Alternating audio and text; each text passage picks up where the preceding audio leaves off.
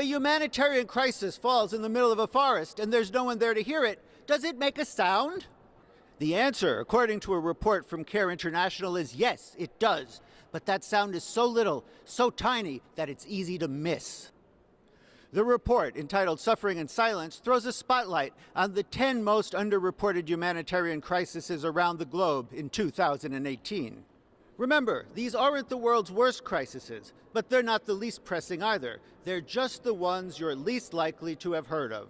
We're very clear that this isn't about trying to rank order in any kind of way, whether one crisis is more or less important than another. But the cutoff for purposes of the methodology used for developing the report was impact of 1 million people or more by a disaster or a crisis, and then to look at which ones received the least attention from a media perspective. Sometimes the crises fall under the radar because of more pressing concerns. That's certainly the case with North Korea, where everybody is too worried about nuclear annihilation to notice that nearly 70% of the population there is starving. And sometimes it's a question of access. The media are free to make their own choice. We also understand that there are constraints to coverage as well.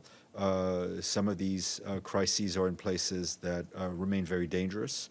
Some of these crises remain in places that are hard for journalists to access. Hey, you don't have to tell me.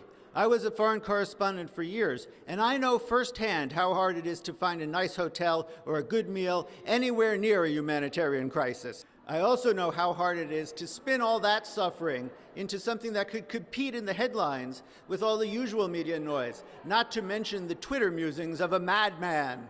I think there's no question that in some ways we as an international community are becoming numbed to this, right? The Syria conflict is entering its 8th year. We're facing a massive humanitarian crisis situation in the Democratic Republic of Congo. It's hard to keep up the drumbeat on that. And you know what? This is a problem because there's a direct link between how much media attention a crisis gets and how much money goes to help solving it. The United Nations says it's going to need $23 billion in 2018 alone to help some 100 million people in humanitarian crises. That's a lot of money, but it's probably less than the cost of a border wall between the U.S. and Mexico. Question is, will a little more media attention be enough to convince the U.S. president that these people deserve the help of the wealthiest, most powerful nation on earth? Or is he content to call their countries shitholes and leave it at that? This is Michael Astor reporting for American Television News, the unstory at the United Nations.